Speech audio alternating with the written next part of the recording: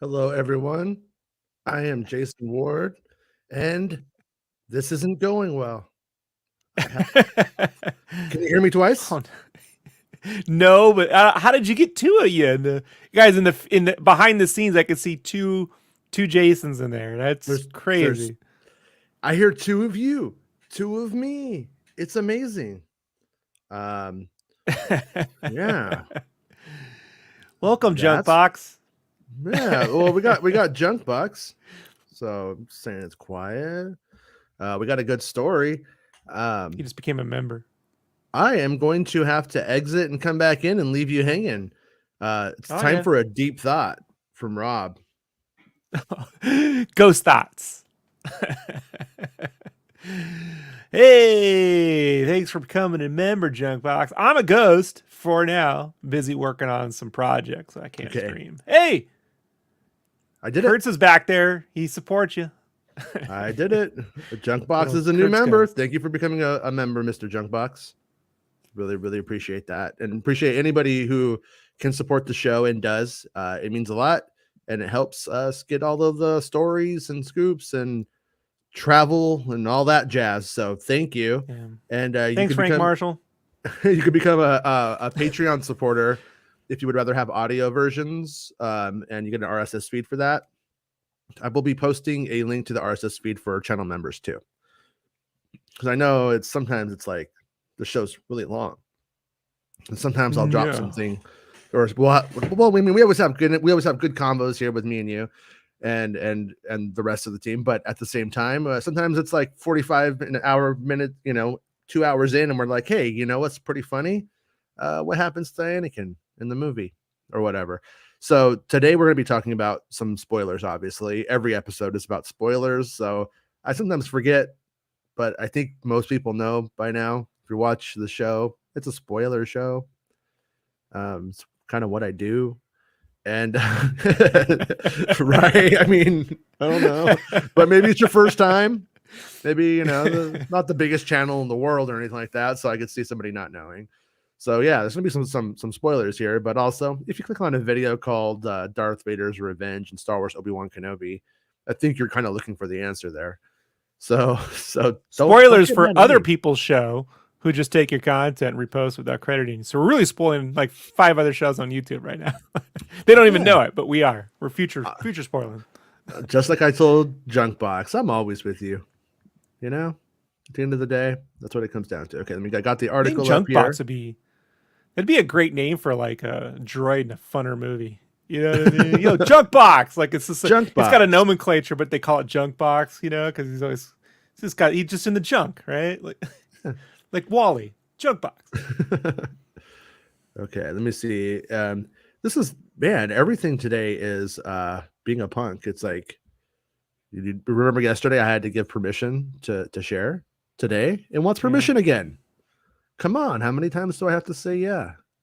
All right. it's a Mac for you. Yeah, Darth Vader's Revenge in Star Wars Obi-Wan Kenobi. To be honest with you, I wanted to call this story Obi-Wan just gets straight up lit on fire. That's what I wanted to call it. But I tried to keep it a little bit, not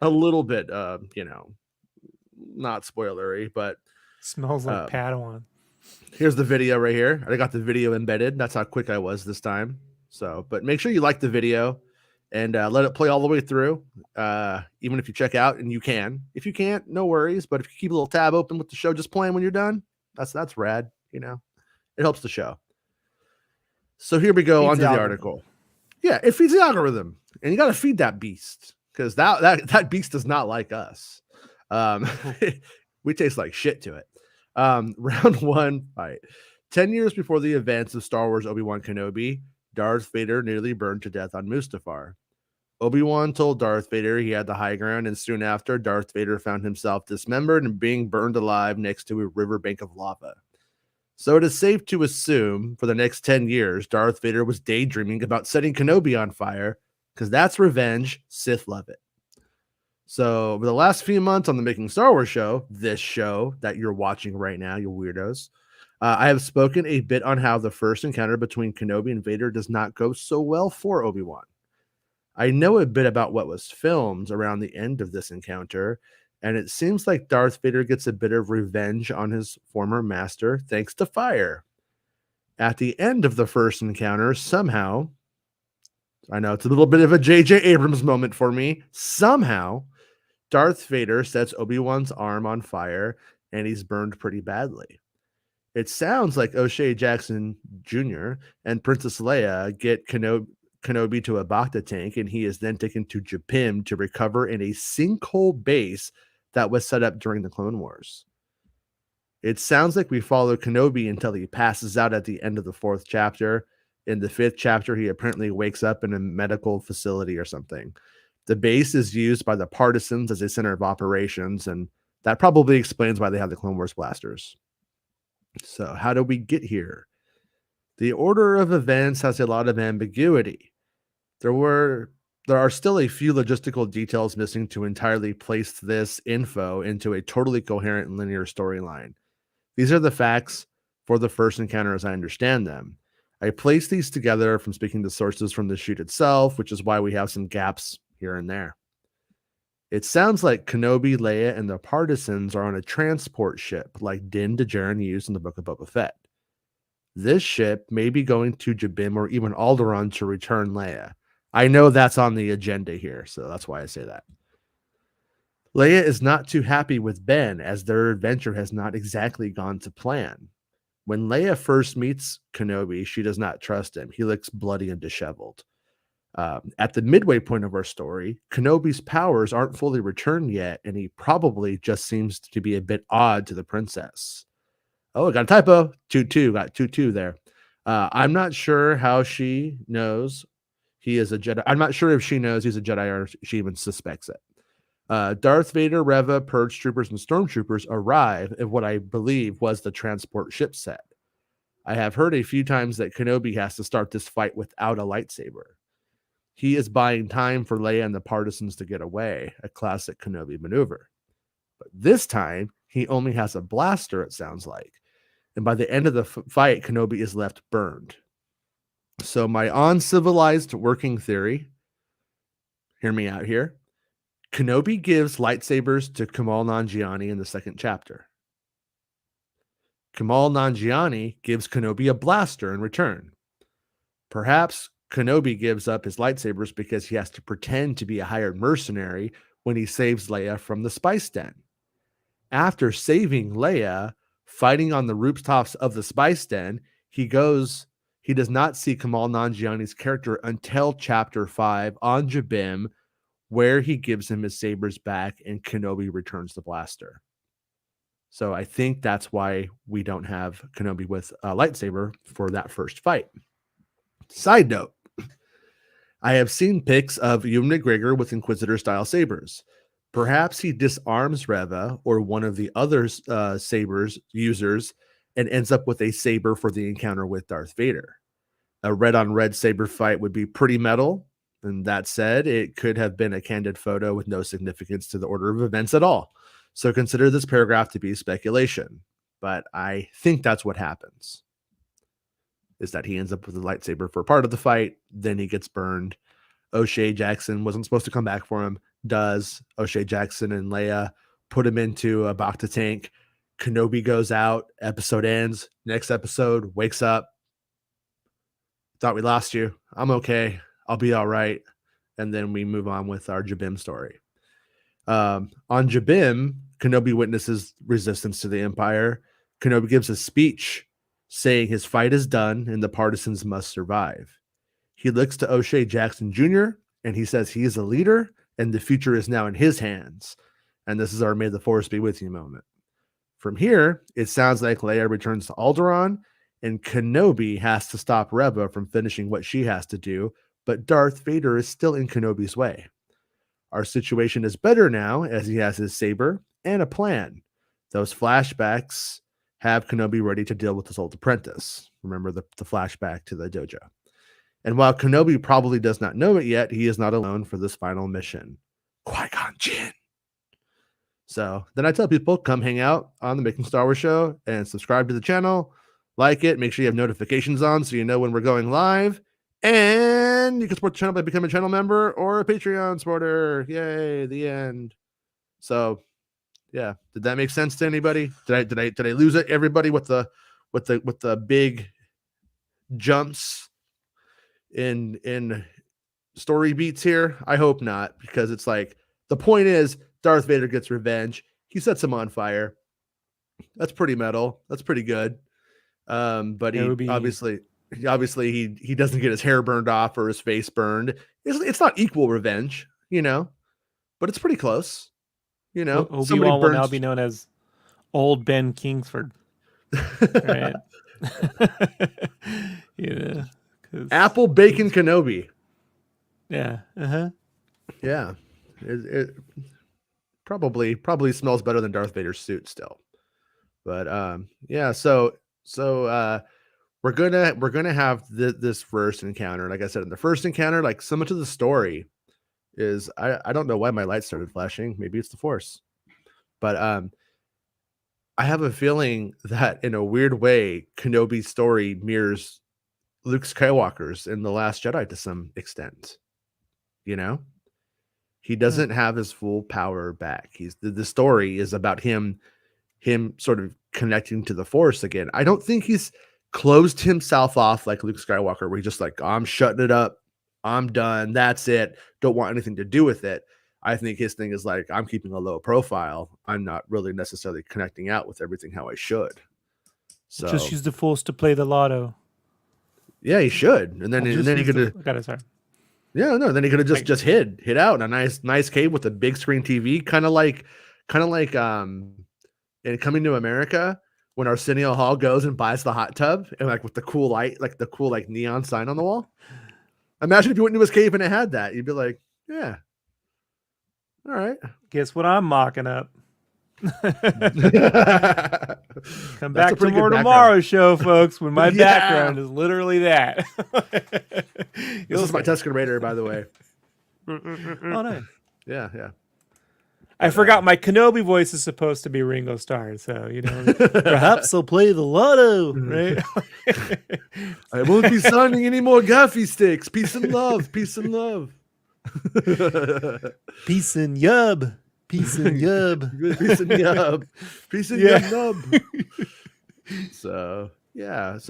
So how's everyone doing tonight? Like I said, I hope this story didn't lose anyone, because we kind of jumped to like the end. Is he's burned? Like that's the big thing. He's burned, and I hope people don't groan too much when they hear Bacta Tank after Book of Boba Fett. That was a little bit where I was they like, will. It won't matter when we watch it, but if the cliffhanger is that, and people got to wait like another week, you're gonna hear it. There's no way around that. That's the fall. And that is a healthy fallout from Boba Fett, I feel. That should be something they learn from. Like, hey, it's not that you can't do Bacta Tank. Just don't fucking do it like 5 times in the first 3 episodes. Yes. To get out of like just telling the story, Like, for sure. 100%. And thank you for the super sticker, Star Wars Politics. I appreciate it. And awesome. Thanks. Yeah. Pretty nice. Pretty nice to Star Wars Politics, if I may say so myself. But yeah, no, you're right, dude. I mean, it's like this story, it's not using Bacta Tanks gratuitously. It's not its fault at all. But in a weird way, it could be a little bit, the audience could be a little bit like, about that, because of what they did with Book of Boba Fett. It could be potentially a sort of a textbook scenario of what not to do or what to be careful for how something else in a franchise could hurt something else completely unrelated. Yeah, I mean, no one can step in shit again in Star Wars because of Jar Jar, Yeah, and I loved stepping in shit. It's the funniest thing ever. I mean, if 3PO had walked right off the Falcon and stepped in some shit, we'd be laughing, right? He's like, my foot, right? But or if R2 rolled through just some shit and it was dragging, like a cow pat was just dragging behind, it would be funny. But because of the Phantom Menace, now we can't do it. So, man, thanks. Over the let me make sure my mic is still working here. Okay. Over the pandemic, the girl I was seeing when it started, we like just kind of got together and we went to her place, and after we were there for a while, we had a couple of drinks, and then she was like, I want to go to 7-Eleven. I was like, okay. So I walked to 7-Eleven with her. And understand, I've walked to 7-Eleven probably like 100 times, I'm gonna say. But on this time, with somebody I'm just, getting to know, I stepped in shit. A full-on Jar Jar stepping in shit. I haven't stepped in shit since I was probably 9. And of course, like I gotta stop. I walk my kids to the park all the time. I have ample opportunities to step in shit. And this was the time I had to re-step in shit. So I just had a picture of Larry David doing it on his first date after he divorces his wife, right? Like yeah, that's pretty close. I stepped in shit. Yeah, stepped in shit. Who'd have thought? Shit. Yeah, and I hadn't thought of it. I'm kind of weird, man. Like once I can't put those shoes back on. I just threw them away. I never wanted to see them again. The last time I walked to a 7-Eleven, this is no joke. It was right when like the war in Syria took off because it was on the TV. Next to the 7-Eleven was the sombreros we went in after. But as we walked to the 7-Eleven in El Cajon, this woman just sits down, drops trowel, and pees. Like right outside the 7-Eleven. And I was like, all right, now I'm back in East County. Like it's been a while. Yeah. America's finest city, San Diego. Remember when the guy from who did Coney 2012? Remember when he went crazy in San Diego and started just like taking his clothes off, like running down the street? That was a weird ending to the. It was such a busy year for me. No. Okay. Well, you know about the Coney 2012 thing, right? It's in my head somewhere. I deleted it. Okay. Yeah. It was just like it was like a meme thing. It wasn't real, but you saw like everyone who wanted to get involved in this fake thing. And but the person who manufactured it ended up losing his mind and stripping down all of his clothes in downtown San Diego. And yeah. Oh yeah. I had a dream last night, man. Sorry, this is getting completely sidetracked, but it was pretty crazy dream. So I needed to remember her name, so I like looked it up. So did you ever hear about Natalia Barnett? Doesn't ring a bell, no. So Michael and Kristen Barnett of Indiana claimed they had adopted their daughter Natalia Grace, and really a psychotic adult dwarf who tried to kill them. But where does the truth lie? This is this article from ATI, and it was like this like couple who like adopted a little girl from where was she from? Croatia, or was she from? Anyways, though, it turns out the little girl, the mom ends up believing that she's a 22-year-old, and the little girl's trying to kill the family and stuff. She like tries to push the mom into like an electric fence and all this stuff, but she's like a little person. So in my dream last night, in my dream, I was covering Mandalorian, and they cast her to be a Jawa. And I was like, dude, this is the craziest story ever. They cast that the little girl who tried to kill her family that was really like a 22-year-old, and all this stuff. And then it turned out, well, the story's way complicated. It's totally worth reading if you haven't. But anyway, I remember reading the story on Yahoo months ago. Yeah. And I was like, this is too convoluted. I just deleted it and moved on. I got time for this shit. I mean, it's like the mom, like you can understand where she's coming from, because she's supposed to be a kid, but she has like pubic hair and her period and stuff.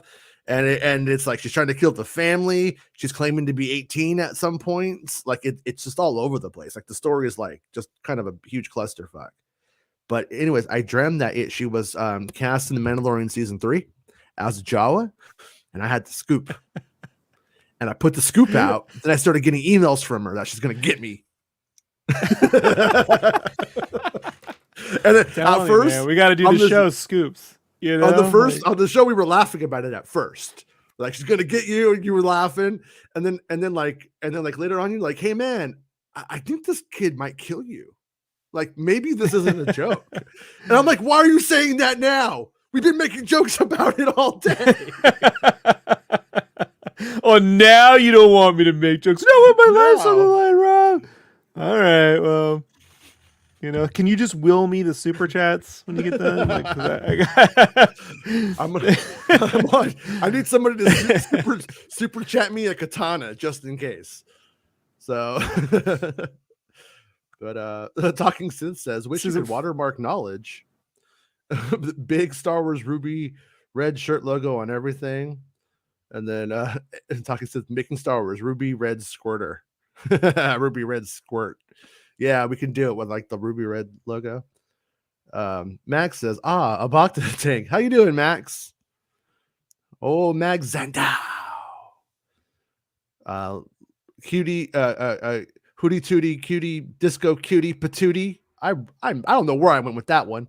Talking Sid says, oh man, flashback to Strikes Back. Right? I know, dude. Like I said on this one, like the way it sounds like it works because and the way I think it works, because you have people that are working like on the end of an episode going into the next episode. And so some of the information I have is like, yeah, I'm pretty sure like we show up in this episode, but we're really in the 5th episode. It's one of those kind of situations. So it sounds to me like they saved Kenobi and we're just like left with like, oh man, like what happened, and different reports on the burning of Kenobi to me too. But my takeaway for all this is that it's basically his arm that is set on fire. That's my takeaway from it. So I don't expect he's like the man on fire in the 70s, in the suit, running down the street or anything like that. But do you remember that music video from the 90s? I don't remember who did it, but it was just like a guy set on fire and it's like it was Rage Against the Machine. No, that might be in a race. This was like a more of like a power pop song, I thought. Huh. Oh well. But I'm sure Rage Against the Machine has some people setting themselves on fire, Tenement Square style or whatever. That kind of.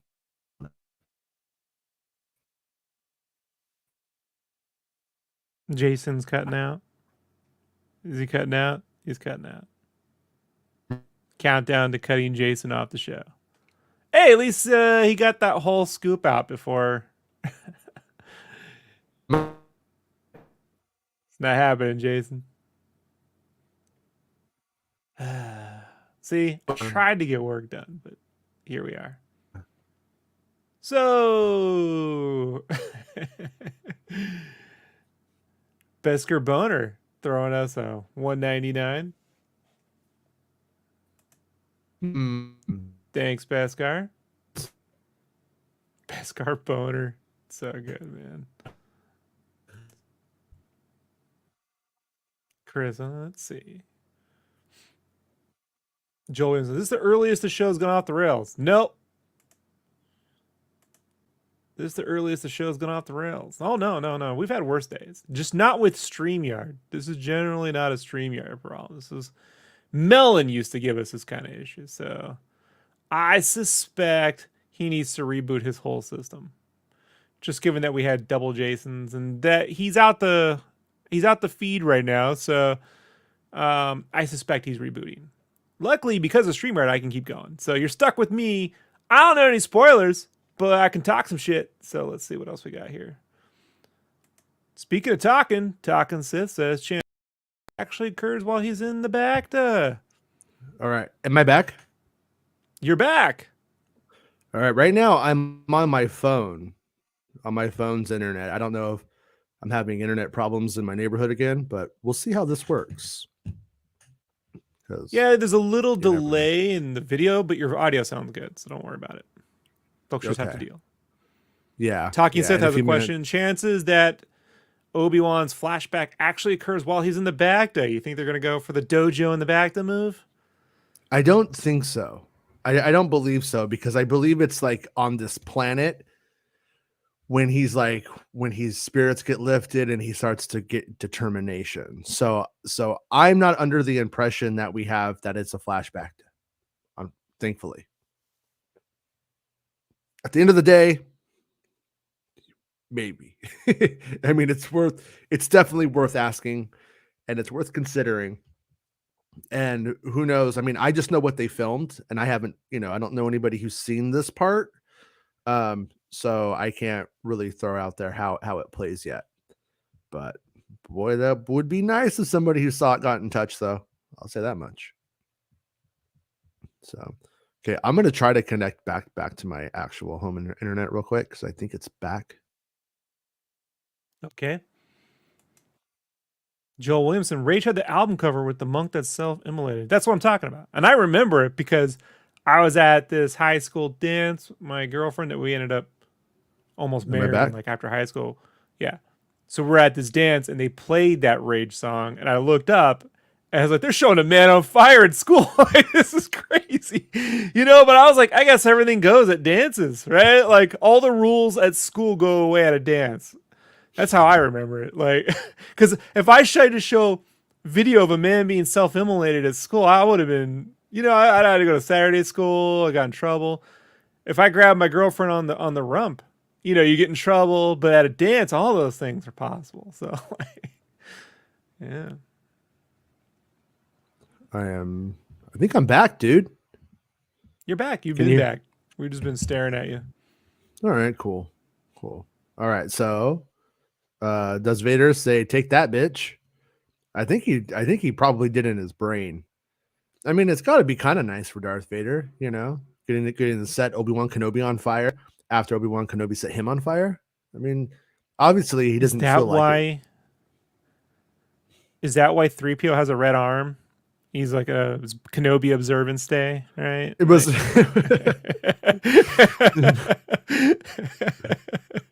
So when they steal that fucking joke, Jason, I'm the only one who'd fucking put the two together, right? It was you. Right? I can't get over. The rumor is, his arm is red to observe Kenobi's arm burn day, which Leia made a national holiday.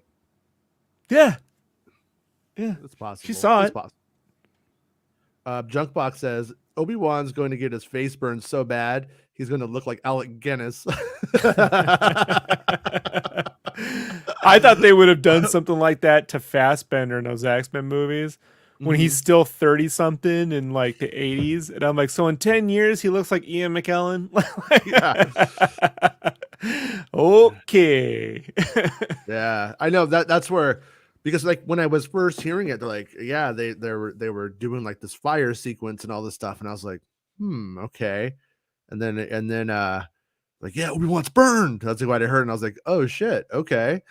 But when I first hear it, you imagine man on fire in the 70s at a fair, doing it for $50 or whatever, and and with the guy with the rocket pack who goes out later on that evening, and but in this, so I'm thinking it's like just his arm, and I'm curious, I don't know exactly what causes the fire. Like I don't know if he throws something at him. I don't know if he's pushed into something that's burning. Like there's a couple of ways of doing it, but the primary stuff I heard about was the filming of the burning man moment, the burning Kenobi moment. So Dell says, they could put Alec Guinness makeup on him after the scars fade with the light degree burn. Yeah, like I said, I don't think his face is burned up, just like his arm. There might be other parts of his body that are burned in this, but it's mostly like his arm, and his arm is pretty jacked up from it. But I really wanted to get his dick burnt like mine. Yeah. They're all, you have a dick, but now you cannot jack it. Take that, says the Sith Lord. That's from the novelization. Junkbox says Clone Wars Bacta Tank Dreams would be dope. Yeah. I am okay with never seeing another Bacta dream again, personally. After seeing Boba Fett's dreams, Wouldn't it be cool if Boba Fett's dreams were just like wild though? Like he had stuff about like little people being cast in TV shows that wanted to kill him. If that was like a whole episode, because that was his dream, that episode. And oh yeah, Beskar Boner, new YouTube channel. Make sure you subscribe to it. Just because I heard Jar Jar. Thanks, man. And yeah, I checked out Beskar Boner's show last night. I like it. He asked some pretty good questions, and so make sure you subscribe to Beskar Boner, and thank you for the $1.99, dude. I appreciate it. Justin Westwood says, sidetracked is kind of the MO around here, Jason. This is true. I mean, we got Disney people like cutting my internet. I'm just saying, I could watch Disney Plus all day and it never messes up. But I've thought about this because I generally sidetrack the show left and right. But like, what the whole point of the show is you have a website where all this shit's written down in single articles. Yeah. So if you really just want the news, you're just reading your own site in which you type this up. So go to the site, go read the article, get the news there. Here's where we have the discussion about the shit you write, because like that's how we do it, right? But so I thought so. Yeah. I mean, right? Justin's not. Justin's on our side though. I could tell. Justin's like, yeah, I like being sidetracked. I could get. If we were like Meg, where we're just getting to the point, you know, if we're trying to get to the point about news, and then she's meandering for 30 minutes about Shakey's Pizza. Like, I get it, you know? Yeah. That would be cool, though. I want to take Meg to a Shakey's Pizza. I want her to go there, and I want her to say, I want to say, Meg, today's schedule is Shakey's Pizza. And she's like, schedule? And I'm like, no, the schedule, Meg. Schedule? No, the schedule. It's pizza. It's Shakey's, babe. I said babe. I didn't mean to say babe. Not a good look for you, Jason. No, I didn't mean to say it like that. I was just kind of like in character, you know? I know. LA voice. LA voice. My first Shakey's was I'm not under any illusions that Meg is into dudes. Don't worry. I get it. I'm not either. But go on. I went to a Shakey's, my first Shakey's in '86 when my mom was introducing me to her new boyfriend, right? After she divorced. Was his name Shakey? And no, but we picked up this kid. It was Hector and Hector Jr. Okay. So we went to Shakey's. One of those, Hector Jr. A junior? Hector Jr. had the Jetfire Transformers, the Robotech looking one that I wanted so bad, which I never got. But he was showing me that.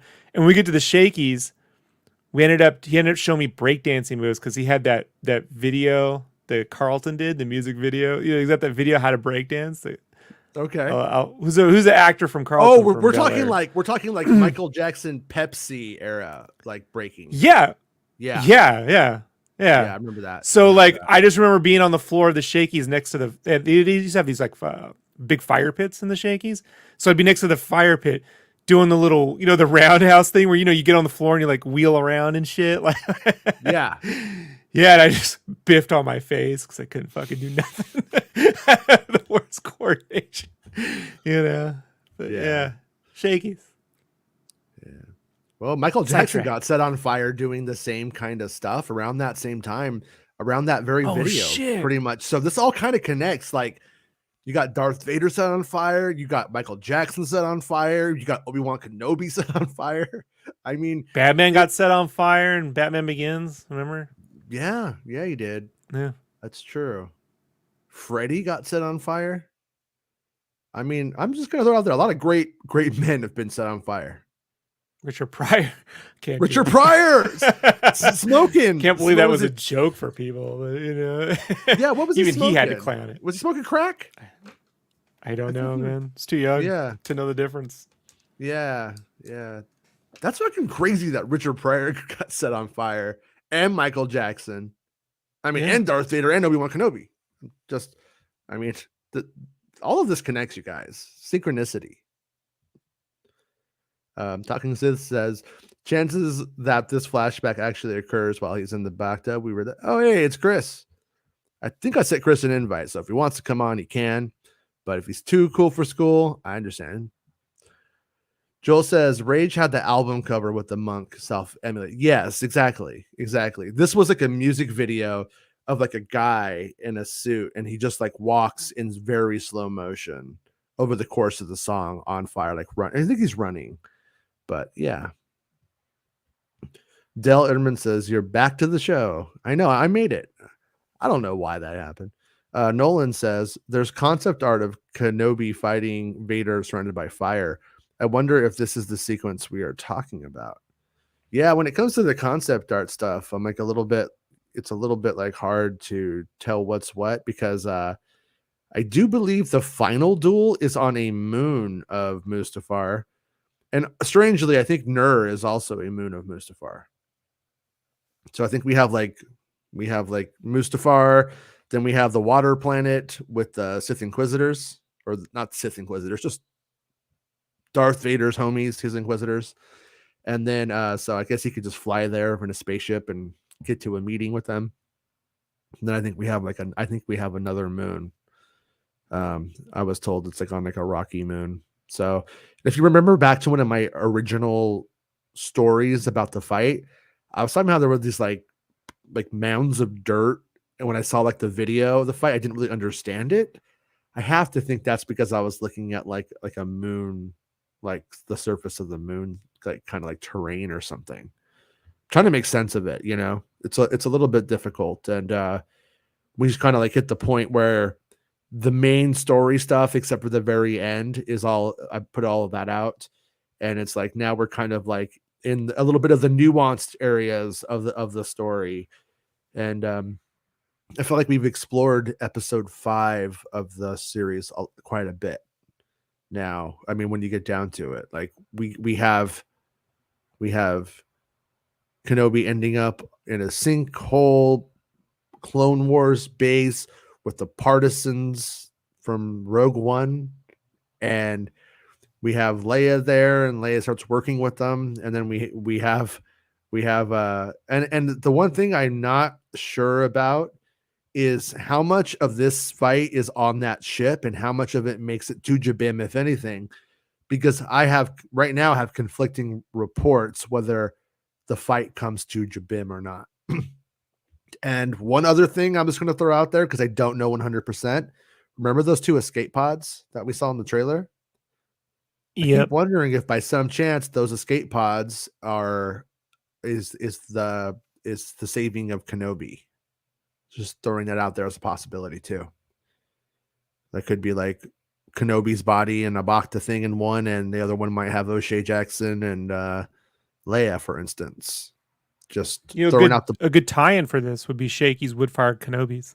It's like the Little Caesars Batman, but you get a nice wood-fired Kenobi to go with your. Gotta say that Little Caesars Batman pizza, for shit, it's pretty good. I didn't hate it. My kids liked it. I got it for them twice. Child abuse, probably giving my kids Little Caesars twice that close together, but it was. It's a crime somewhere for certain. They really wanted the other poster, and I get it. It's kind of fun to go get a Batman poster. We were missing one. Anyways, Justin says, I don't sub for Star Wars, Rob. I sub for the art lessons from you. Texture, and texture. I guess he's talking about when I look at the materials on the suits and they're all fucking smooth, and the people wonder why the shit looks cheap. I was watching the beginning the other day, and I got to that part with John Nolan. He's all, it doesn't really pass the squint test, and I was like, fucking Rob and the squint test. Told you. Yeah, I know. But but now you know how to use it. Yeah, so if you're ever to sit there, like you say you go on a date, you want to act cool, you tell her how to paint. You go, here's what you do. You just take your eyes, you just kind of squint, you get all that compressed detail down. That's what you get down. I'm gonna take this and I'm gonna apply it. Maybe you're not that attracted to somebody, but you guys are having some beers and you're like, well, maybe if I squint, it'll be like I'm a little bit drunker. And would I wouldn't. I'm getting out of here. Oh, my babysitter canceled. Bye, gotta go. And then you step in shit. No, you only step in shit if you actually like the person. If you don't like the person, then nothing bad happens. Everything's cool, and you're cool. So, Talking Sis says, I always assumed the final battle was on Nur. I would need to check my notes. I think Nur is like entirely like the third episode. I think it's the third one. It's all Nur all the time. It's like I think we have episode 1. Leia's been taken. Do I leave? I gotta leave. Episode 2 arrives to that planet, meets the contact, knows where Leia is, goes to the spice den, does his, Well, Jason, in my original draft of the Star War, there was Mustafar and Mustanir. And so this takes place on Mustanir, and then there's Musta Closer and Musta just around the corner. And that's another moon we'll get to in like the 12th film or something, Why is it at the end of your notes it says equals Musta Dinero? Why'd you write that, George? What do you... Well, I wanted Robert to be in there.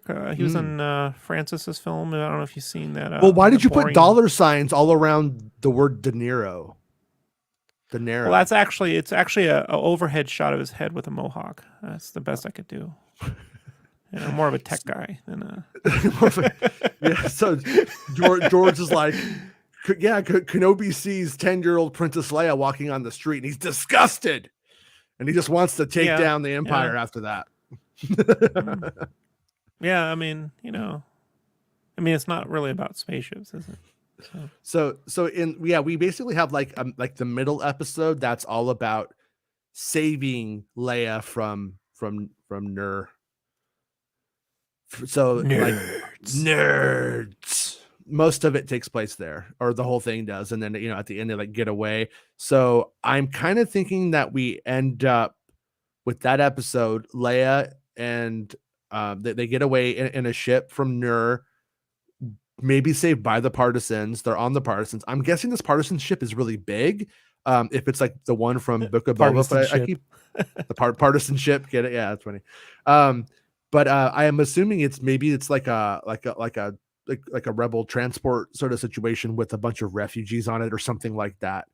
And then, or maybe that's what it's for, and they are just there to save them. But then I think Vader boards it in the 4th episode, and we get the big encounter. Then they somehow he gets burned and they get away. They end up on Jabim, and then from Jabim we move into the very final stuff of the show. Sick burn, dude. Yeah. Sick burn, homie. Richard Pryor was freebasing cocaine. Man, Richard Pryor. He had a whole like a fucking zoo. He had like tigers and stuff. Yeah. He was a singer. You can watch video of it. There's actually a film of him singing. He was a lounge singer before he was a comedian. Fucking could sing too. Yeah. Like when I first watched him, I'm like, all right, I get it. Then he belts. I'm like, oh no, he can really sing. Yeah. You know what? I miss those movies he used to make with Willy Wonka, like See No Evil, Hear No Evil. Like I like them together. They were good. It's just a chance to put Gene Wilder in blackface and watch Pryor make fun of him. Yeah. Mm-hmm. Well, hey, it happened, I guess. I'm surprised they never did a buddy cop film, those two, I think if they had time, it would have happened. I think if they had been, because like Richard Pryor was pretty sick around like the Lethal Weapon era, right? And that's what really kicked that off. So I bet you if he had been healthier, I bet you we would have had that given enough time. But Junkbach wants to know, the real question is, are they fighting on the dark side of the moon? Ooh, like scored by Pink Floyd. It turns out you could sync all of Kenobi to Dark Side on the Moon, and it fits perfectly, you guys. So we need that with Star Wars. Like we need that like record that where we have that kind of like where it lines up like that. That way it becomes like a whole thing. I'm tired of all of like the fake stuff being just really lame. Like, oh, Kathleen Kennedy and Jon Favreau are having an affair and now they're broken up and fighting. Like all that shit's boring. But like let's have like Kenobi sync to beat it. Like the whole show. The whole show is all edited to beat it. You can watch, and I want people to watch the whole show. Off the wall. I don't know. Rigo laughs. I just imagine, because I watched Animaniacs. I'm assuming that's why. that lines up. Joe Williamson says music video Wax Southern California directed by Spike Jonze. That's right. It was Spike Jonze. It was Wax. Yeah, that's right. Thank you, Joel. Man, Joel knows. Yeah, I should have known it was a Spike Jonze video. Is his name Spike Jonze or is his name Spike Jonesy? I hear people saying both of these now, and it's confused me because back in the day they just called him Spike Jonze. Johanna says, could Nari show up in Fallen 3? That's a good question. I mean, in terms of like the possibility based off of the character and all of the interactions that we have going on in this show, I think that is completely possible. But the other side of things is that Benny Safdie is a bit of a known person, a director who's doing his own stuff. And the question, I guess, and I don't know that much about him, is would he want to be involved in a video game? Would he do it and stuff like that? They could just use the character, I guess, and recast it for the game as well. But that's the only thing that makes me think probably not, is the fact that he's a somebody else. You know, if he was just an actor, I'd be like, yeah, of course he would do it. But I don't know, because I feel like Benny Safdie was cast in that role because it doesn't go anywhere. It's important. It's important to the story, but it ultimately, like, it doesn't, you know, they're not gonna need him back too much anyways, I wouldn't think. So that's kind of that's my guess. I could be wrong. Benny Safdie might be like, all I've ever wanted to do is be in Star Wars over and over and over again, and I'm going to be in everything I ever can. But you never know. I guess let me know what you guys think. Junkbox says, any chance of Forrest Whitaker coming in since the Partisans are showing up? Somebody I was talking to on sets, like, I'm pretty sure we talked about Saw Gerrera at one point. I'm pretty sure he's talked about. So I've tried to ascertain what that is. I'm guessing it's something like, you know, we work for Saw, and he's probably like, oh, I know that guy. I remember that guy from the war, you know, or something like that. I'm guessing on that. That's speculation on my part. I don't actually know, but I've been told that Saw Gerrera is not a part of the story, and Saw Gerrera is not in it ultimately. So like we don't show up to him working with Saw directly. So I think what we have is Saw Gerrera sort of running the first part of the active rebellion. Rebel Alliance is not really doing much, I think, at this point, or if they are, it's not really like big, you know, big missions with everything all together. So I got a feeling that we just hear about him, and I don't want to go out on a limb on this one and say I 100%, but I'm pretty sure that Saw is in Andor. So maybe we're going to just kind of see how these things connect and start to get a bigger story of the Partisans. Yeah. Jason, you got to keep in theme. You don't want to go on a charred limb here and say it. On a charred limb. Yeah. Yes. Yeah. You know what? I should have been outside like with the barbecue on making lunch. This should have been a barbecue episode. And people could have like criticized my ability to barbecue, because I just put it on fire until it looks like I want to put it in my mouth. So sound like my father, man. I remember he was out there barbecuing pork chops for 3 hours once. They came back in. I'm not even kidding. It was light when he started and pure midnight when he came back in. He was out there with the mag light. Look at these pork chops. They came back in. They were pure charcoal. I mean, I told my dad, they look like when Superman picks up that stuff and he crunches it and it turns into a diamond, right? I guess it's coal, but I didn't know when I was a kid, right? I was legit. So I took the cooking away from him that day. So you're not allowed to barbecue anymore. Got a book and learned how to fucking grill, you know? Yeah. Like, yeah. It's like 10. It's like no more for you. Talking Sid says, will be interesting to see how they handle Leia being involved in all this. Then she's still a senator after 2 captures and saves. No hate, legit excited. Yeah. Yeah, I think like they may. What? It just dawned on me. Does she claim to be on a mercy mission? Because remember in A New Hope, he goes, "Don't pretend this is some mercy mission this time." Like, it'd be great. She goes, "I'm on a mercy mission," and he's like, because she's young and adorable, and he's like, maybe. Yeah, claim to be mercy mission this time. that's actually a pretty good.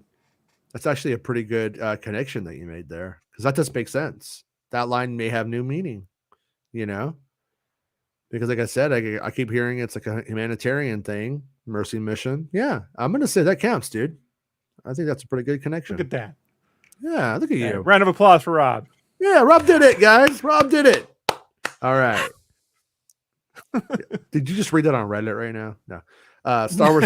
He says, what's Reddit? Just kidding. Tried to make the show from the beginning and got stuck on the phone. It's Replay City for me. It sounds like fun news. Yeah, no, dude, don't answer the phone. Don't ever answer the phone. You don't know who it could be, man. Johannes says, can't believe Bosk and Dengar didn't show up in Book of Boba Fett, right? Yeah, it's like of all of the Luke Skywalker and Grogu showed up, but Bosk and Dengar, nah. That's kind of a weird one. I mean, what's crazy is they have an IG-88 model ready to go. Like they didn't even use it. I figured that's a given. Yeah, IG-88 would have been like, oh, hey, what's up, dude? Where you been for 5 years? And he would have just been like, dude, like I was living with the Tuscans. He'd be like, cool, bro. What are we doing? And he's like, well, I want to roll with respect. All right, let's roll with respect then. And then he just like leaves the show, never comes back. And then Dengar's like, I roll for initiative, and like, fucking nerd, you know? Yeah, Dungeons and Dengar over here. You got the fucking jokes. Just saw an article. 4 LOM is in Kenobi. Who said that? Wait, hold on. Let me see. I just got sent something. I know Zuck is spreading rumors again. Yeah, I haven't heard. I got a feeling. I don't know. I was told that there were no big cameos like that in the show. So is that really a thing, or are you joking right now about that? Because I highly doubt it. I mean, very, very highly doubt it. I mean, I guess there's always a chance, though. I mean, we do go to a planet with a bunch of people. There's always a chance of just walking around wasn't really notable to anybody. I don't know, but I don't think so. Okay, so it's all right. So let me see. There's an article. Thank you for sending that to me, Josh. I appreciate it. I'm gonna share it over to the computer, and we'll look at it. We'll see if it seems to add up. Because right now, I gotta say, okay. Well, if Star Wars Newsnet reported that 4 LOM is in the show, then I'm gonna assume that he makes it into the show. So that's interesting.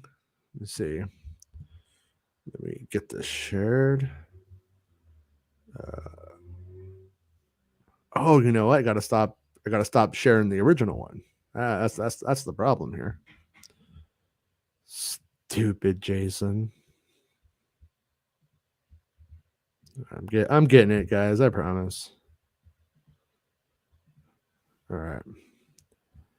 So, Star Wars' beloved bounty hunter rumored to return for Obi-Wan Kenobi. According to Star Wars Newsnet, fans can expect to see 4 LOM make an appearance in the upcoming TV series. The site also notes that rather than merely having a cameo, the character will have a slightly more significant involvement in the project, though the exact details of the potential involvement have yet to be revealed. Boba Fett became the standout, blah, blah, blah, blah. What? I'm not really following this right now. I'm kind of confused. I'll be honest. Hold on. I'm bringing up the Star Wars Newsnet article. All right, here we go. The old Newsnet up. All right. All right, we got it. We're doing it, you guys. So exclusive, old school bounty hunter making an appearance with Obi-Wan Kenobi. If you decide to share the story, don't post an image with the character. Blah blah blah blah. We've heard from a credible source that bounty hunter 4 LOM, which by the way, they don't know if it meant for love of money or for love or money. Nobody remembers, but that's what his name originally meant. Will make an appearance in Obi-Wan Kenobi series. We don't know specifics about his involvement. We are assured it will have a bigger role than mere seconds he spent on screen in The Empire Strikes Back. This LOM series is a protocol droid designed with insight, blah, blah, blah, blah. He's appeared in comic books, and Yeah, I'm gonna guess he's just in the background probably, but I don't really see a really huge role for the dude, to be honest with you guys. But there's always a chance that it. No, I don't know. Well, we'll have to see how that one plays out. Like I said, not saying he's not in it in the background, just not sure it's important or if it's even. One thing I can tell you is, I won't forget this one. I'm gonna be scouting for that 4-LOM. I hope so. I love that little bug-eyed dude. He was one of my favorite action figures as a kid because he had like the C-3PO body, but he had that bug head and gun. Kind of a fan of him as a kid.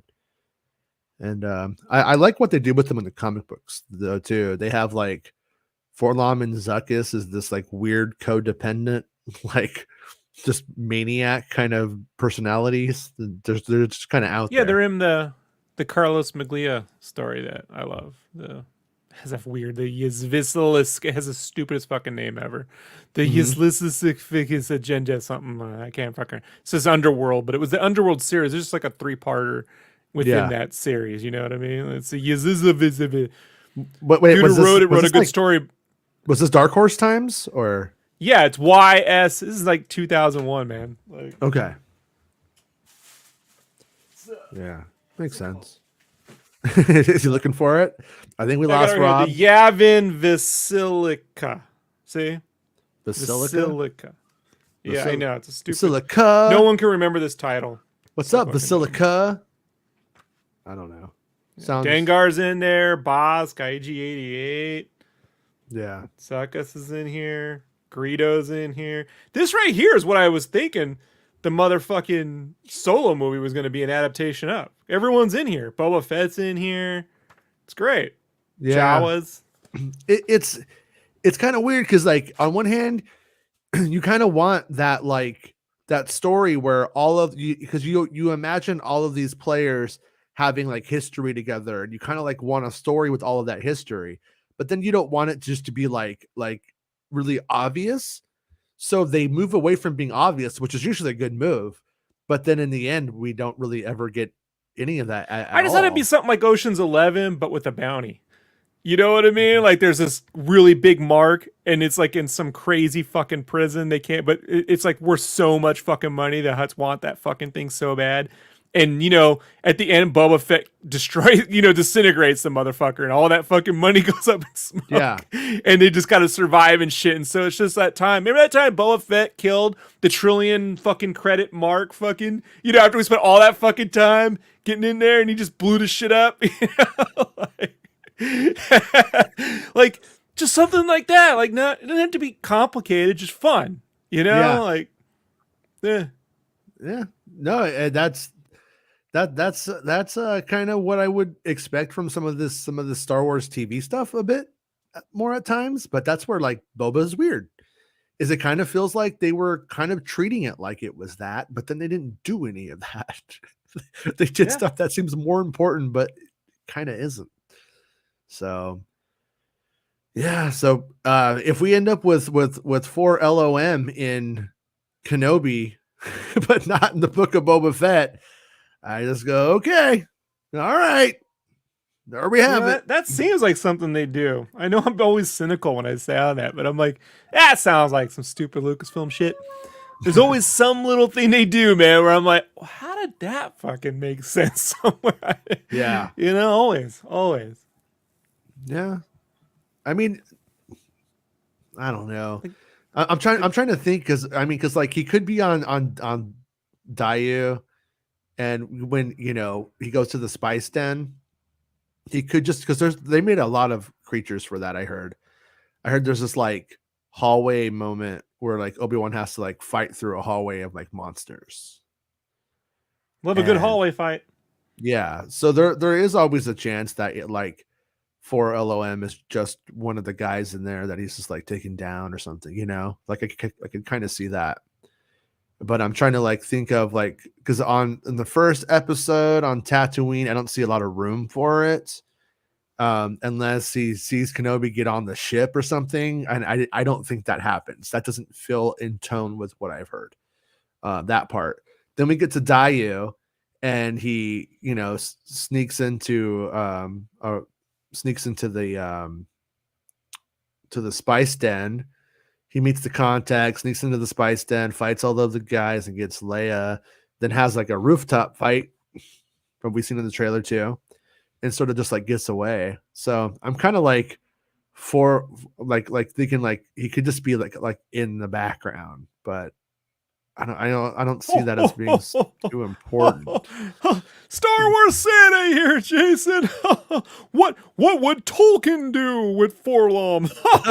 Oh no, Santa! I always try to think. No, Santa. What would Tolkien do? No, Santa. This is just Lucasfilm and El Segundo, dude. It's not Tolkien at all. I'm sorry, Santa. I'm sorry, dude. Oh no! No, all the answers are in the Lord of the Ring toss. Lord of the Ring toss. Poor Santa. He's like, what I do, man? Come on. I'm just. Look, if you got an amazing gimmick, I have to fucking make use of it. Sure, it's fair. I need those sleigh bells. I can just so I can come into the camera and ching, ching, ching, ching, ching, ching, and then go. Oh! I need Santa just to come up and go shame, shame, shame while he like rings that bell. That's gonna be my Christmas this year at Putin's house. Oh no! Oh no! Putin's getting coal, but he deserves it. No, don't give an oligarch coal. They'll just sell. Oh no! You got to give him something he can't use, like a wind farm or compassion. Compassion, yeah. Yeah, like a Build-A-Bear, I mean, yeah, I'm trying to think though. Like we have a ship with refugees, or we think refugees on it. Forlom being on there wouldn't make too much sense. Could Forlom be with the partisans? I guess it's possible. That doesn't necessarily seem like it would make too much sense. And I know that we already have Reva and Purge troopers and stormtroopers and Darth Vader coming after them at that point. What's Forlom really gonna do with that? You know what I mean? This way, maybe maybe old Bale rounds up some bounty hunters to get his daughter back. Yeah, I mean that could be, but he goes to Kenobi and he personally. So that's what makes maybe Bale's wife gets the bounty and hunters. When he goes to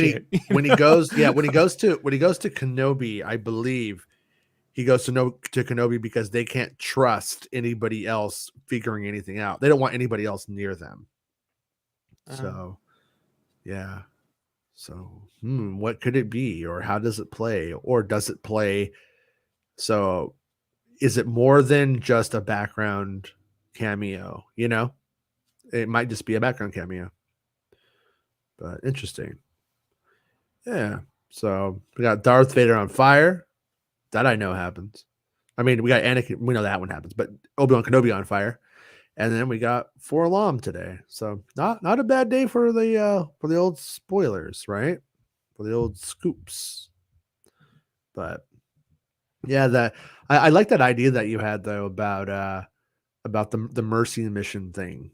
I wonder if the people, if Jabim is exactly that, if it's a mercy mission that's really a military operation. That's why we have some people who are there for a completely different reason than the people who are there for the battle. And right, and that one of the things I think is probably significant is Kenobi telling O'Shea Jackson he's a leader now. That there were times when I thought maybe O'Shea Jackson just kind of comes through the series. Maybe there won't be anything more for him. Maybe not. But when Obi-Wan Kenobi says you're a leader now, I feel like that is definitely setting up the character for a future. Does that kind of sound like it? Like, if Obi-Wan says that to you in a story, you're probably expected to matter. Yeah, but that could just mean you're gonna get a 24-part Marvel series that fucking goes nowhere, So like it's hard for me to like without a doubt, he could be in the best. I'm not making a value judgment on the future. Just what does it end up being though? And I only bring that up because we were reading that 24-part War of the Bounty Hunters, and I'm like 3 issues in and I'm like, look, I don't think this is going anywhere.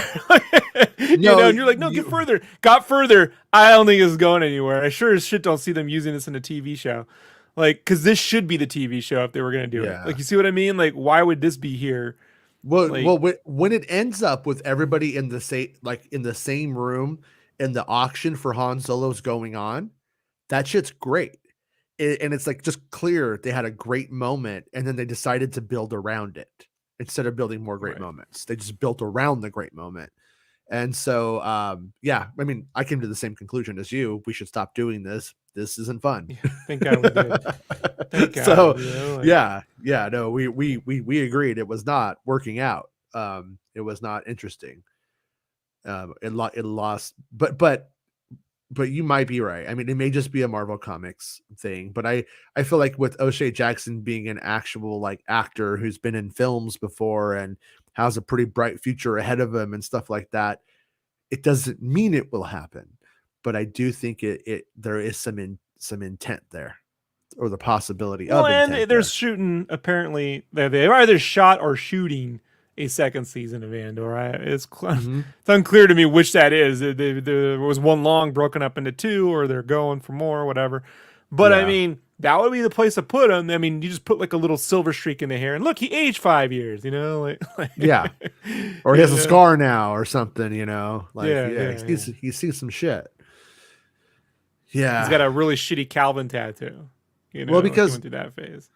Because too, I mean, like one possibility of where they could take that is, what if he does defect from Saw Gerrera, because he is told he's a leader now by Obi-Wan Kenobi, and what if he does defect from Saw Gerrera for moral reasons, moral objections, and then joins up with the actual alliance and his people, and then maybe that's when Saw Gerrera severs communications with them entirely. Maybe that is kind of a painful, you know what I mean? Like a painful thing. Yeah, and the only person that you'll talk to now is Forlom. And Saw gets Forlom's like left arm. You know what I mean? Like so you're saying that Forlom is the key to all of this? Yeah. Yeah. He's the Rosetta droid. Rosetta droid of the whole thing. The whole thing. Without him, Saw is now by Rogue One. Saw is 60% Forlom. Yeah. So dumb. You guys laugh and then they do it, and you're like, motherfucker. Like, I don't know. I've said some stupid shit in the past that panned out. Like, yeah. Yeah. I'll have to ask. Hey, you see this guy there? Because most people, if you say Forlom, remember in the second or third season of Married with Children when they have to go find Peggy's or was it Marcy's Barbie doll, and so Al and Steve go on the streets and they're playing that dun dun dun in the city, like they're playing that song, and they're showing a picture of the Barbie doll. It's like you're out there in LA, with the heat of the night playing in the background, and you're showing up pictures of Forlom. Have you seen this droid? Thank you. If you see him, please contact me. They point to Carrot Top, who's just eating out a dumpster, and you're like, yeah, no, I get it, but like, no. Okay, Carrot Top, you gonna eat that? Yeah. Talking Sith says he's already going to have ties to Bail, so he could be a major part of the rebellion. Yeah, I think so. Like I have to think, if we're going to have this Andor series and we have this stuff coming in Kenobi, like you would like to think that some of how the rebellion shapes up, some of that story that's kind of been ironed out for Rogue One for years now, we kind of know what the formulation sort of looks like. So you would think they would start capitalizing on some of that drama in these moments in time. So, and we've always had like that connection to the Jedi with the rebellion itself. Like when we get to them on in a New Hope, they're saying, "May the Force be with you." Like Right. that's you know, they're kind of in a weird way a religious organization. You know, we have the Church of the Force in Episode 7. They're kind of saying stuff that, you know, Jedi would say, but they're not Jedi, so they're saying the stuff for a reason. And they clearly believe in Kenobi. And so I'm thinking that maybe, you know, this is in a weird way one of the stories of why they do that, of why they believe in those people still. I guess you could have just been alive during the Jedi Order and knew it was an inside job, you know, by Palpatine and all that. The real story might be out there, but what's crazy is you say that, and then they do invoke the 9/11 imagery and the temple birdie. You know, it's like fucking motherfucker. Yeah. It's fucking good. Yeah, I mean, I'm just saying. I mean, Building 7. Have we thought about it? No, I'm kidding. But look, we've seen what Giuliani can do. It's not much. Yeah, he's kind of magical, you know. Like just like watching that dude fuck up. It's I don't know if he's just completely a clown, or if the hubris got so big that he just got too big. He was for an his idiot back britches. in the 90s. Was he? You know, I wasn't. Yeah, well, when I never lived Mayor there. Deakins won, because I remember listening to Stern, and Deakins won the election first.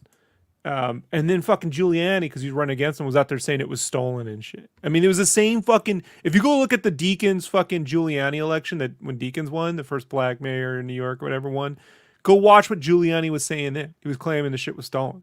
So you're saying Julie Anakin inside job?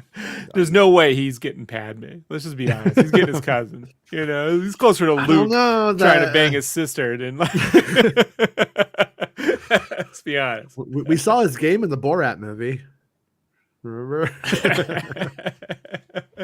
Were that any fucking like liberal fucking dude? You know what I mean? They'd still be having hearings about it. You know, like it's crazy. This country, man, this country is fucking weird.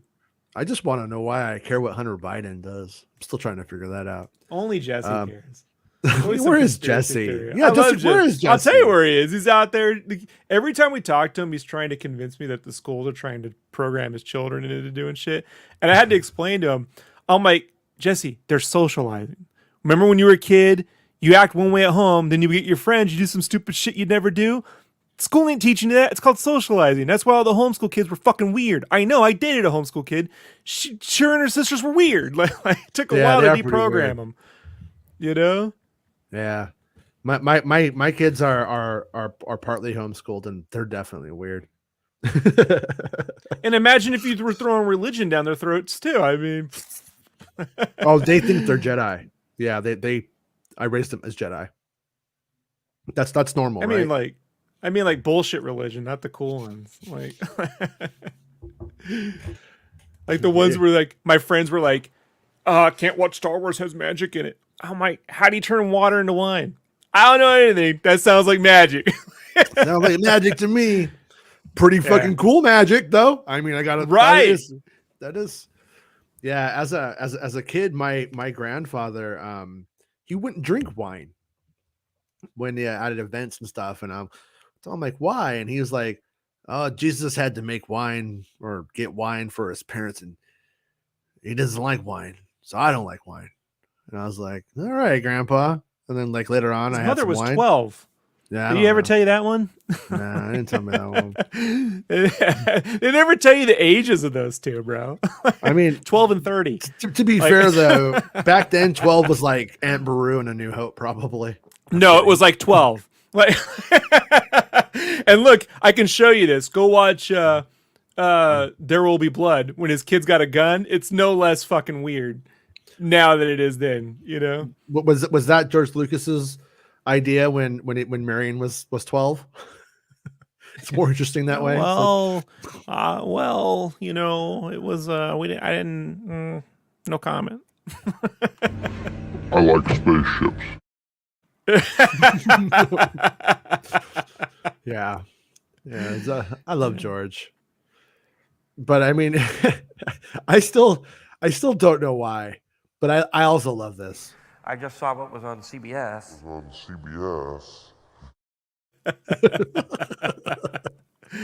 It's a kind of pronunciation you're only getting at home with George, right? Like that's a real informal.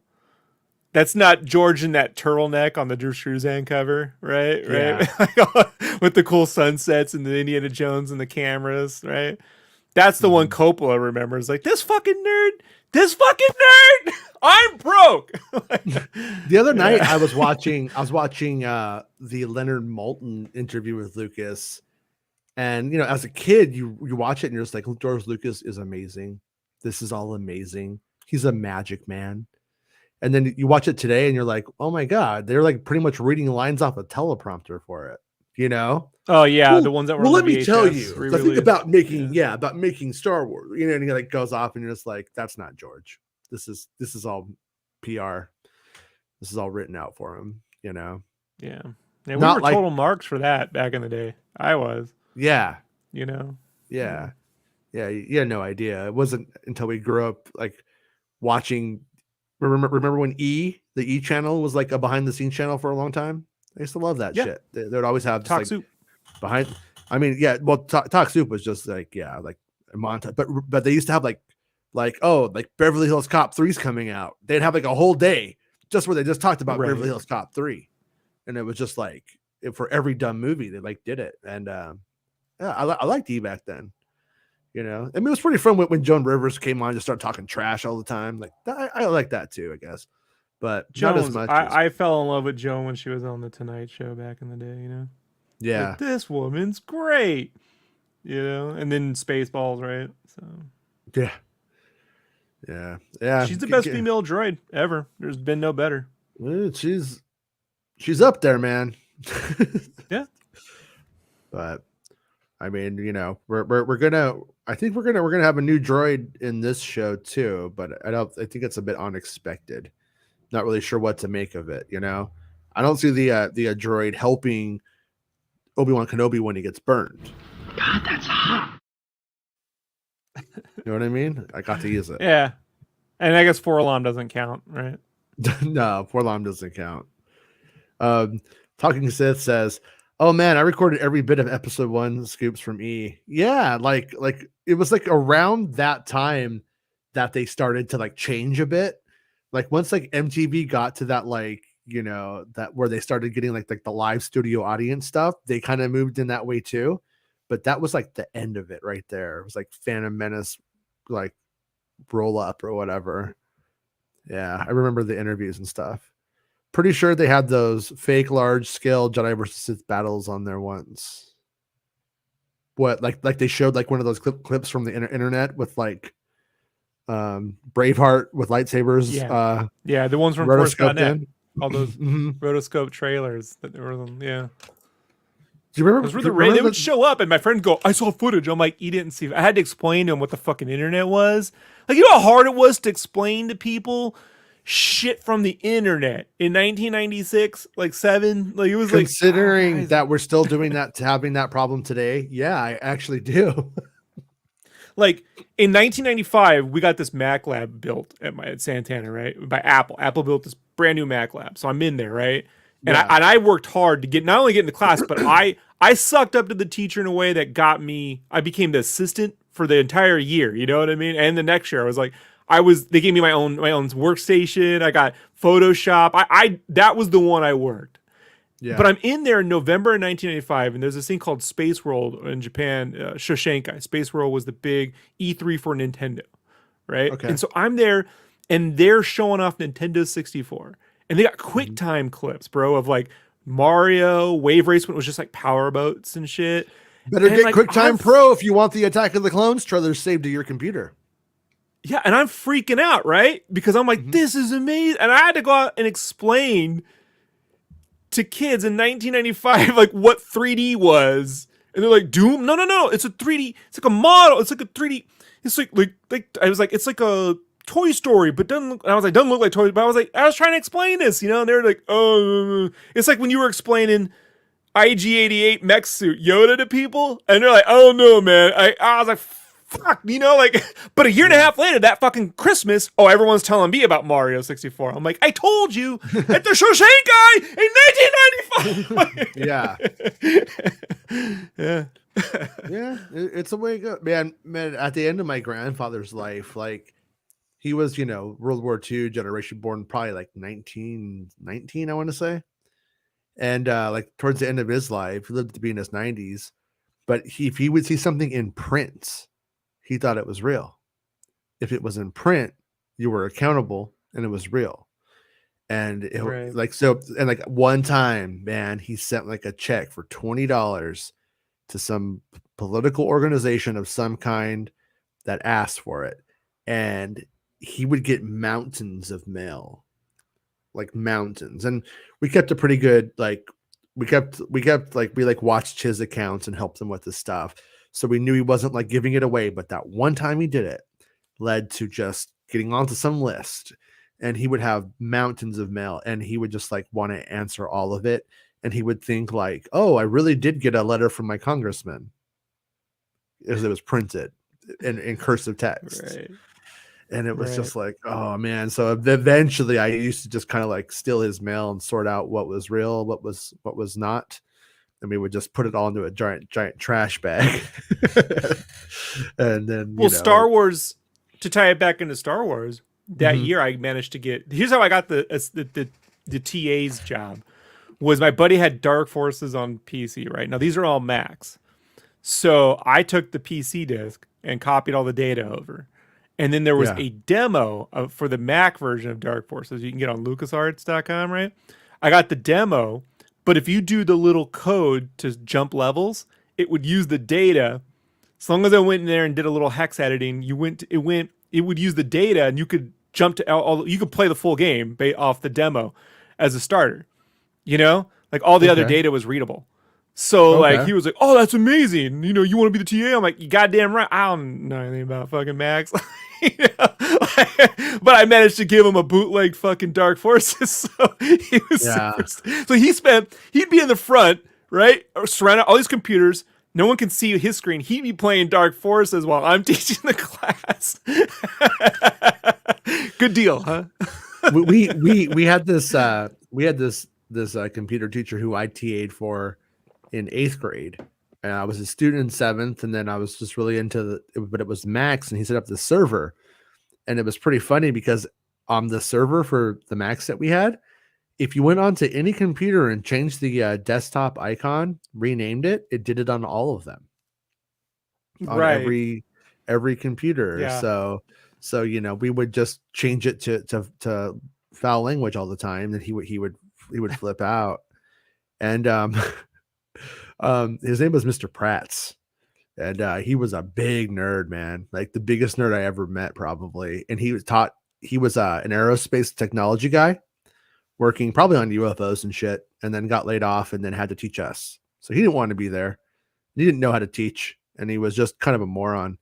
And he would put up the articles for fries up on the wall, like about there being like discounts and sales, and we would just go up there and go, "Oh my god, is this mainframe price real?"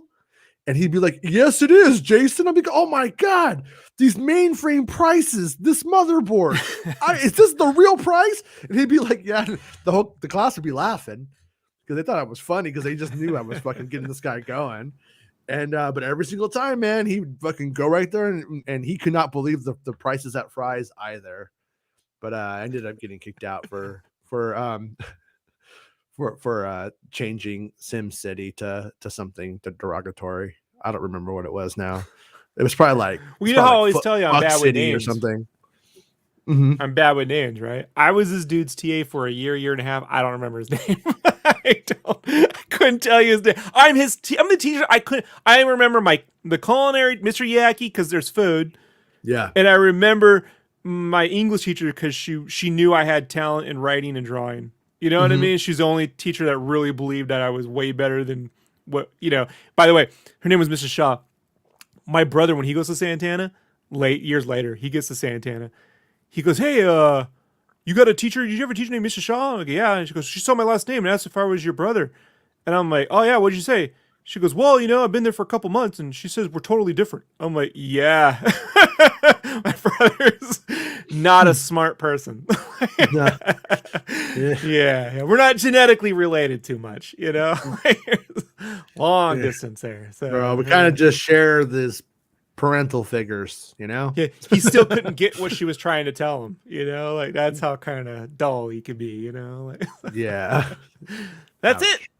Yeah, that's it. That's all I remember. But this guy was such a dweeb.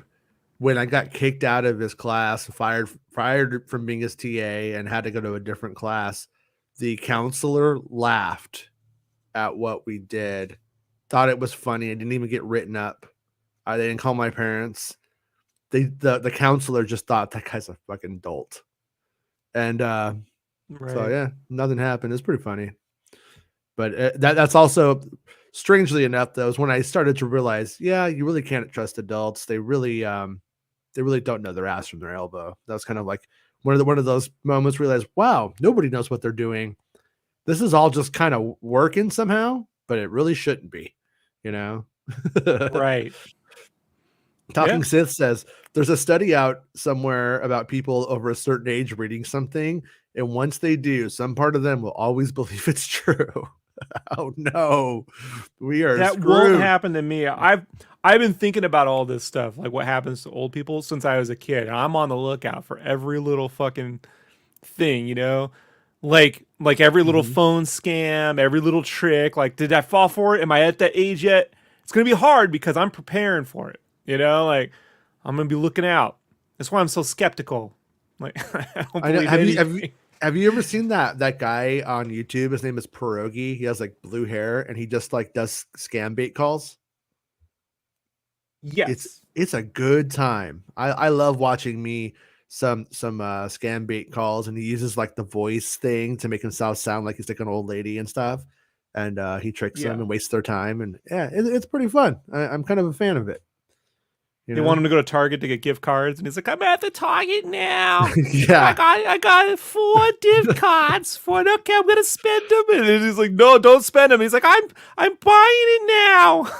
Yeah, and then once they connect to like Team Viewer, that's when he like steals their files, and then like, he calls the people who they're scamming and stuff. Yeah, it's pretty great. I enjoy it.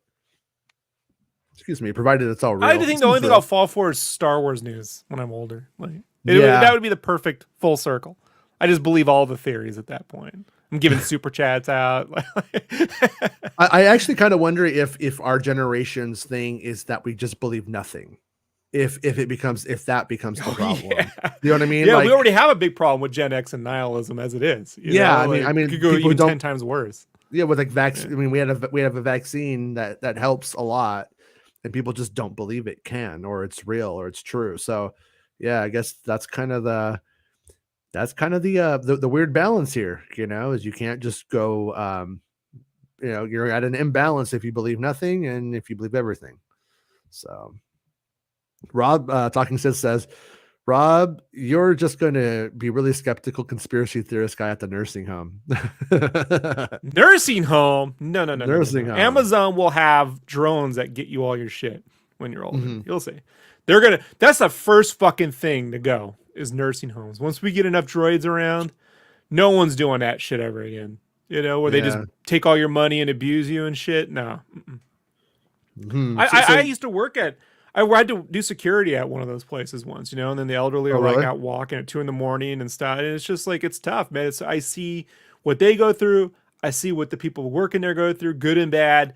And I'm like, this is ripe for innovation. This whole fucking thing right here, Yeah. I still don't want no robot putting a catheter in me though. I want somebody who hates me doing it. Junkbox says, no, our generation is going to be stuck watching YouTubers and giving our social security away on super chats. That's what I said. That's what I'm going to do. That's what I'll do. All right. Hey, Rob, start giving that social security away to this show. I think actually you already do. I do. Never you mind. get $5 every month. That's all it's worth. Where do you think it goes? True.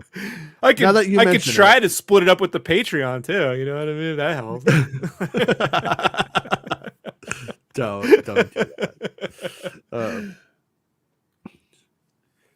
Saber Smith on Twitter says, finally catching a live stream. That 11-year-old wants to know more about Grogu and IG-11. I know, me too.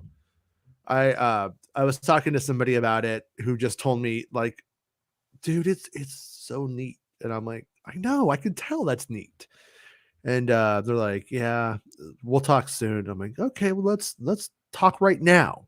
Tell me now. Tell us now. But it turns out I don't have a lightsaber, so I can't do any negotiations at all. And I haven't talked to him yet. But hopefully I get that one soon, or somebody like Bespin Bolton that you could trust, gets those details. And because Bespin Bolton's been doing a pretty good job with like General Mando casting news lately and stuff. So you could definitely see it going somewhere like that. But I just got a text from my father, and it says, hello there. You think that's on purpose? Or you think that's just a cosmic coincidence? That's coincidence. That's good. I mean, I don't think he can quote that any of those movies to save his life. So probably not.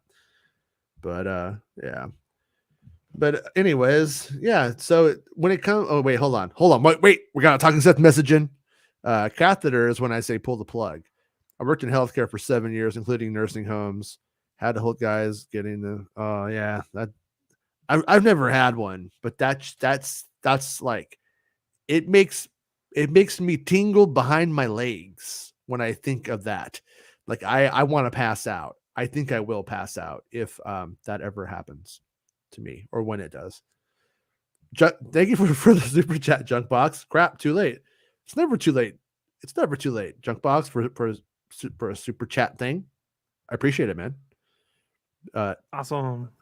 But crap too late. If it was a question, I crap just on time today. So in case you were wondering. Talking Sith says, Rob, right, it needs reformed. Yeah. I think I was wondering about that the other day. I was like, when we go through like all of the boomers going through their death stages and shit like that, I wonder if it ends up being the kind of situation where by the time we get to it, it's like all falling apart because there were so many people and now there's not. And does it just collapse in on itself, or do we just end up getting like reaping the innovations that happened? I hope that's what it is, but you never know.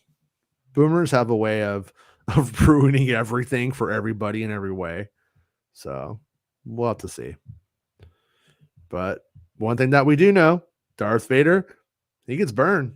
And Obi-Wan Kenobi, he gets burned. God, that's hot. So I'm going to use that every single time I can. I'm sorry, guys. I can't help myself. But yeah, well, I think we might have done it. We went an hour and a half today. We talked about much of episode 5 of the show. I think we know most of what probably happens in the series now.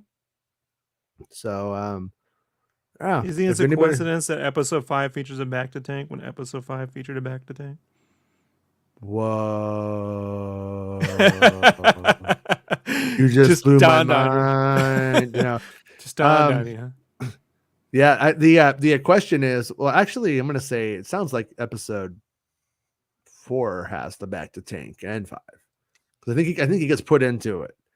But who knows? Who knows how they edited it, right? Like we might just see like them saving him and then he wakes up in the tank. We might see him being put into the tank in 4 and then waking up in 5. It could be something like that. But we, we'll have to see how it plays. I like that we're getting it. Our questions are getting more nuanced as this goes on, as we know more about the series more concretely and are able to talk about it more openly. We are seeing it all kind of come together. I feel like really at this stage right now, the vast majority of it is out there, and not saying there's not more to learn. There's always more to learn. There's more stories to come too, but it's definitely like the big stuff is all out there now. I think you completely left out the big 4-lam sequence, right, where he saves everybody. Yeah, where he has that wacky adventure. Mm-hmm. Yeah. I know. I gotta. Yeah, I'm really curious if he is a role of something I've heard about, and like just nobody realized it was a droid from Empire Strikes Back, and it's just like, oh, that's what that is. But because there's like little things that I haven't talked about, like with Reva and shit, but I still don't see how any of that pertains to Forlom personally. So yeah, so my takeaway is there's probably a Forlom cameo, cool, but probably don't start putting that into any kind of context of it being a big thing. You will probably be disappointed, I would think. But Dale says, "May the Forlom be with you." That's a good way of putting it, because the truth is that Forlom's always been with you, or 4LOM as it's probably supposed to be called. But it's always going to be a Forlom to me because he's been Forlom since I was 4. But anyways, we have to say the nomenclature now. I don't know. I mean, we could call him For Love or Money, or For Love of Money. We don't say 3PO. That's funny though. Yeah. How rich are you? I'm 3PO. You're covered in gold. I have a red arm. Ooh. That's the funny thing is all this gold costs money, and technically I'm 3PO. So don't bother me. All right, we'll be back tomorrow. Back to tomorrow. Get it? Back to tomorrow. Come on. To reality. Back to Back to the Future, who has Christopher Lloyd, who has the same last name as Jake Lloyd, who's in the Phantom Menace, who's now in the Mandalorian. It's all. Did you see some dude on the internet? Some dude on the internet wrote. It was on Twitter or some shit. He wrote, if they don't name him Del Orion, then they're fucking wasting a great opportunity. Yeah, I was like, that was our what's his name on here? Baymax had the Mandalorian man dash DeLorean. And I was like, yeah, I stole that. I put it on the featured image. So nice. Yeah. Not Forlom. Baymax. He's our secret writer of the show. All right. Well, we'll be back tomorrow. Thanks to everyone who's a channel member and all of that jazz. And I appreciate it. And it helps the show, and to everybody who contributed super chats and all of that kind of jazz. Also appreciate that. And we'll be back tomorrow at 11 a.m. If there's any Star Wars news, we'll be reporting on it. Or if you have any questions, either send them to the show before or show up here on the show and chat with us, and we'll have a discussion. It'll be a good time. Now's the time on the show when we dance. You ready to dance, Rob? Time to dance. It's not about spaceships. Making Star Wars Show. Making Star Wars Show. Making Star Wars Show.